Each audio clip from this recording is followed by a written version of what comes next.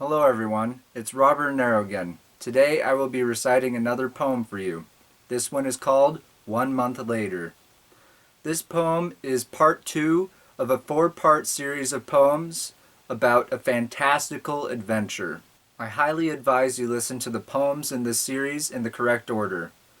So if you have not yet listened to part 1 of this series, a link to it will pop up somewhere around me. Somewhere.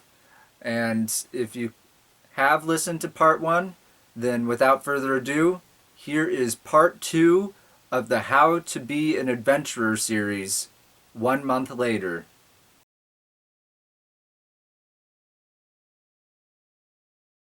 One month later, and right they were. Off you depart as fast as a blur, wearing a coat of majestic fur. Off to see Atlantis, you jump in the ocean. Trident-wielding mermen forestall your motion. You bribe them with a grow legs now potion. Sadly though, the king is asleep. You find a princess that continues to weep. The king was poisoned without a peep. Save the king with golden stardust. You reward the princess as you trust. But she looks at you with disgust. Beaten black and beaten blue, the princess orders you to shoo. Distraught, you pick up on a clue. Late at night you watch from where you're hidden well. The princess bring the king a drink that smells divinely swell. You jump to stop the farce. Don't drink that, you yell. The princess laughs, mouth open wide, prepared to commit regicide.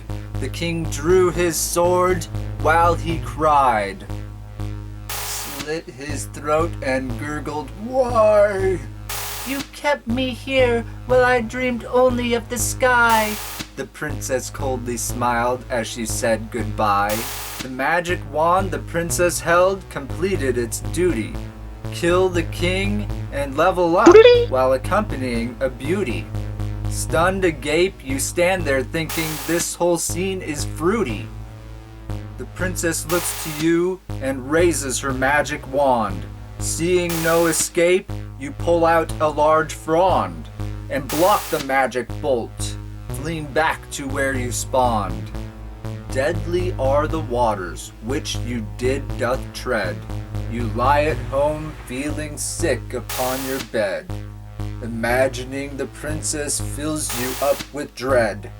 One day you hear a knock upon your oaken door. You look out of the peephole and quickly hit the floor. Dressed in goth, the princess walks, ready to start a war. The princess blasts your door away as you dodge to the side. The fight draws on until the princess laughs in pride and turns you into goo. Oh well, you tried. The princess thinks she's won, but she only destroyed your clone. You rise up from behind and break her magic wand arm bone. The princess turns to you and shrieks, "You cannot take my throne!" You grab her wand and cast a spell. The princess cries out her death knell and transforms into a gray shell. If you listen closely, you can hear her voice. You keep it as a trophy, all by your own choice. Your victory was close, but it leads you to rejoice. But tired from your journey and very close death call, you decide no more adventures, but you know that you're its thrall. Eventually you'll head out. For treasure, go AWOL. Well, that was the second part of How to Be an Adventurer, 1 month later. I hope you enjoyed this poem. If you did, please leave a like and subscribe. And please leave a comment below about what you thought of my poem. The third part will be out next Friday. It is called For Treasure, Go AWOL. See you then.